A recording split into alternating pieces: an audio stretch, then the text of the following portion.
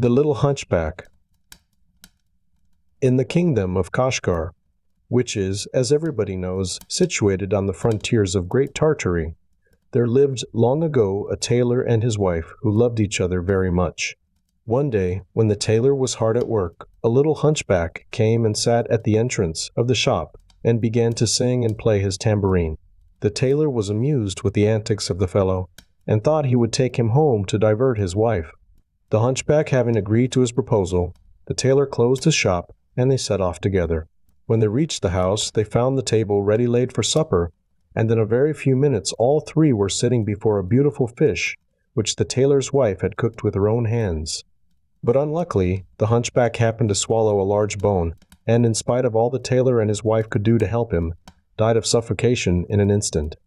Besides being very sorry for the poor man, the tailor and his wife were very much frightened on their own account, for if the police came to hear of it, the worthy couple ran the risk of being thrown into prison for willful murder.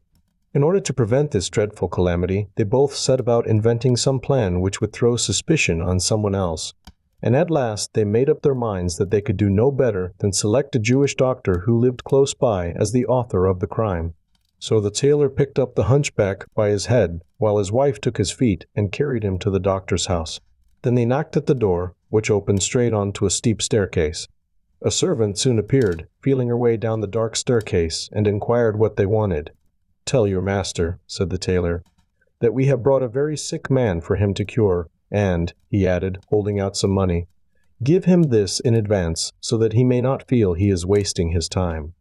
The servant remounted the stairs to give the message to the doctor, and the moment she was out of sight, the tailor and his wife carried the body swiftly after her, propped it up at the top of the staircase, and ran home as fast as their legs could carry them.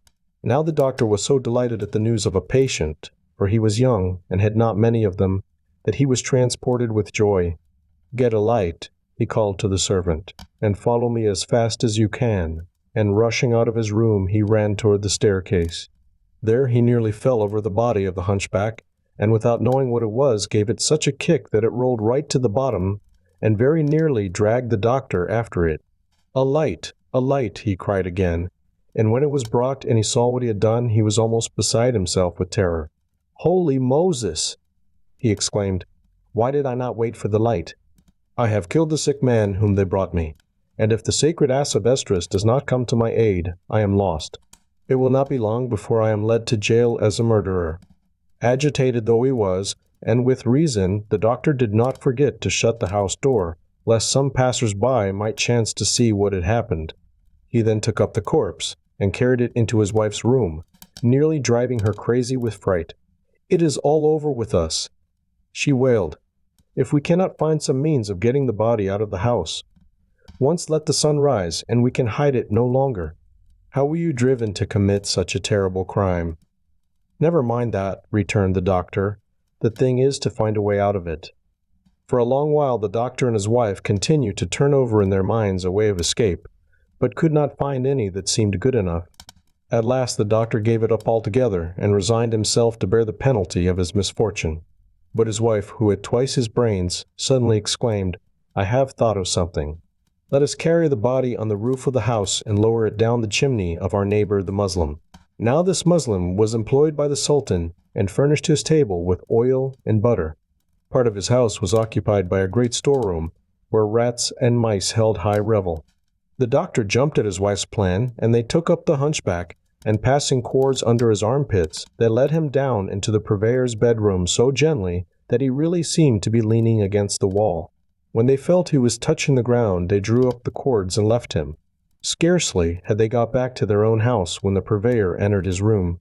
He had spent the evening at a wedding feast and had a lantern in his hand. In the dim light it cast, he was astonished to see a man standing in his chimney.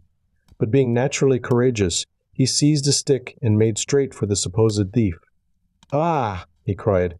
"So it is you, and not the rats and mice who steal my butter. I'll take care that you don't want to come back." So saying, he struck him several hard blows. The corpse fell on the floor, but the man only redoubled his blows, till at length it occurred to him it was odd that the thief should lie so still and make no resistance. Then, finding he was quite dead, a cold fear took possession of him. "Wretch that I am," said he, I have murdered a man. Ah, my revenge has gone too far. Without the help of Allah I am undone. Cursed be the goods which have led me to my ruin." And already he felt the rope round his neck. But when he had got over the first shock, he began to think of some way out of the difficulty, and seizing the hunchback in his arms, he carried him out into the street, and leaning him against the wall of a shop, he stole back to his own house without once looking behind him. A few minutes before the sun rose, a rich Christian merchant, who supplied the palace with all sorts of necessaries, left his house after a night of feasting to go to the bath. Though he was very drunk, he was yet sober enough to know that the dawn was at hand, and that all good Mussulmen would shortly be going to prayer. So he hastened his steps, lest he should meet someone on his way to the mosque, who, seeing his condition, would send him to prison as a drunkard. In his haste, he jostled against the hunchback, who fell heavily upon him, and the merchant, thinking he was being attacked by a thief, knocked him down with one blow of his fist. He then called loudly for help, beating the fallen man all the while. The chief policeman of the quarter came running up, and found the Christian ill-treating a Muslim. "What are you doing?" he asked indignantly. "He tried to rob me," replied the merchant, "and very nearly choked me." "Well, you have had your revenge," said the man, catching hold of his arm. "Come, be off with you." As he spoke, he held out his hand to the hunchback to help him up, but the hunchback never moved. "Oh ho!" he went on, looking closer. "So this is the way a Christian has the impudence to treat a Muslim." And seizing the merchant in a firm grasp, he took him to the inspector of police, who threw him into prison till the judge should be out of bed and ready to attend to his case.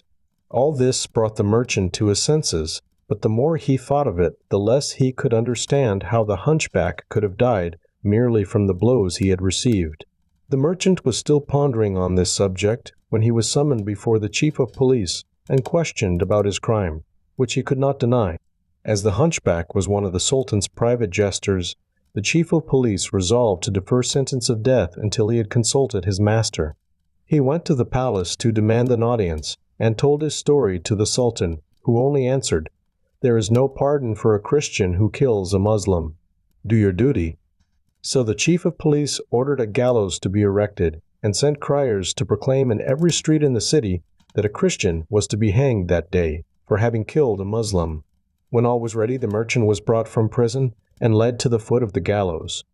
The executioner knotted the cord firmly round the unfortunate man's neck, and was just about to swing him into the air when the Sultan's purveyor dashed through the crowd and cried, panting, to the hangman, "Stop, stop, don't be in such a hurry." It was not he who did the murder, it was I.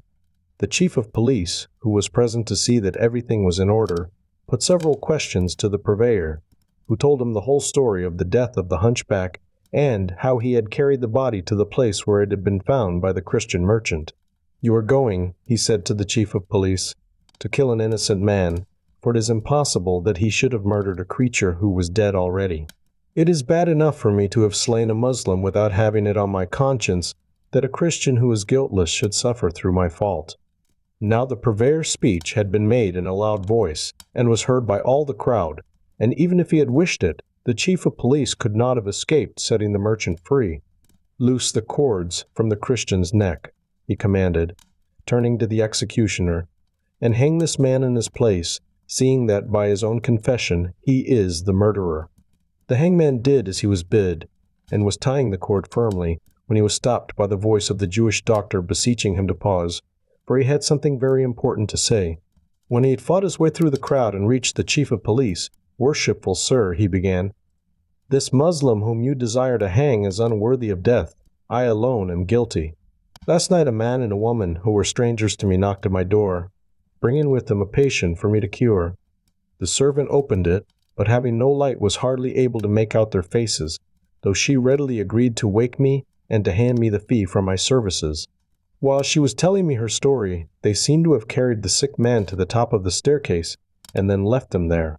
I jumped up in a hurry, without waiting for a lantern, and in the darkness I fell against something, which tumbled headlong down the stairs and never stopped till it reached the bottom. When I examined the body, I found it was quite dead, and the corpse was that of a hunchback Muslim. Terrified at what we had done, my wife and I took the body on the roof and let it down the chimney of our neighbor the purveyor. whom you were just about to hang. The purveyor, finding him in his room, naturally thought he was a thief, and struck him such a blow that the man fell down and lay motionless on the floor. Stooping to examine him, and finding him stone dead, the purveyor supposed that the man had died from the blow he had received. But of course this was a mistake, as you will see from my account, and I only am the murderer. And although I am innocent of any wish to commit a crime, I must suffer for it all the same, or else have the blood of 2 Mussulmans on my conscience. Therefore send away this man, I pray you, and let me take his place, as it is I who am guilty." On hearing the declaration of the Jewish doctor, the chief of police commanded that he should be led to the gallows, and the Sultan's purveyor go free. The cord was placed round the Jew's neck, and his feet had already ceased to touch the ground when the voice of the tailor was heard beseeching the executioner to pause one moment and to listen to what he had to say. "Oh, my lord," he cried, turning to the chief of police, "how nearly have you caused the death of 3 innocent people! But if you will only have the patience to listen to my tale, you shall know who is the real culprit. If someone has to suffer, it must be me. Yesterday at dusk, I was working in my shop with a light heart, when the little hunchback, who was more than half drunk, came and sat in the doorway. He sang me several songs, and then I invited him to finish the evening at my house. He accepted my invitation, and we went away together. At supper, I helped him to a slice of fish, but in eating it, a bone stuck in his throat, and, in spite of all we could do, he died in a few minutes. We felt deeply sorry for his death, but fearing lest we should be held responsible, we carried the corpse to the house of the Jewish doctor. I knocked, and desired the servant to beg her master to come down as fast as possible and see a sick man whom we had brought for him to cure. And in order to hasten his movements, I placed a piece of money in her hand as the doctor's fee. Directly she had disappeared, I dragged the body to the top of the stairs and then hurried away with my wife back to our house. In descending the stairs, the doctor accidentally knocked over the corpse, and finding him dead, believed that he himself was the murderer. But now you know the truth. Set him free, and let me die in his stead." The chief of police and the crowd of spectators were lost in astonishment at the strange events to which the death of the hunchback had given rise. "Loosen the Jewish doctor," said he to the hangman, "and string up the tailor instead, since he has made confession of his crime. Really, one cannot deny that this is a very singular story, and it deserves to be written in letters of gold." The executioner speedily untied the knots which confined the doctor, and was passing the cord round the neck of the tailor, when the Sultan of Kashgar, who had missed his jester, happened to make inquiry of his officers as to what had become of him. "Sire," replied they, "the hunchback, having drunk more than was good for him, escaped from the palace and was seen wandering about the town, where this morning he was found dead. A man was arrested for having caused his death and held in custody till a gallows was erected. At the moment that he was about to suffer punishment, first one man arrived, and then another, each accusing themselves of the murder, and this went on for a long time, and at the present instant the chief of police is engaged in questioning a man who declares that he alone is the true assassin."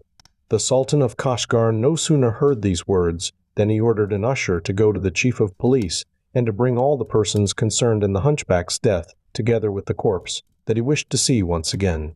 The usher hastened on his errand, but was only just in time, for the tailor was positively swinging in the air when his voice fell upon the silence of the crowd, commanding the hangman to cut down the body. The hangman, recognizing the usher as one of the king's servants, cut down the tailor, and the usher, seeing the man was safe, sought the chief of police and gave him the Sultan's message. Accordingly, the chief of police at once set out for the palace, taking with him the tailor, the doctor, the purveyor, and the merchant, who bore the dead hunchback on their shoulders. When the procession reached the palace, the chief of police prostrated himself at the feet of the Sultan and related all that he knew of the matter. The Sultan was so much struck by the circumstances that he ordered his private historian to write down an exact account of what had passed, so that in the years to come the miraculous escape of the 4 men who had thought themselves murderers might never be forgotten. The Sultan asked everybody concerned in the hunchback's affair to tell him their stories. Among others was a prating barber, whose tale of one of his brothers follows.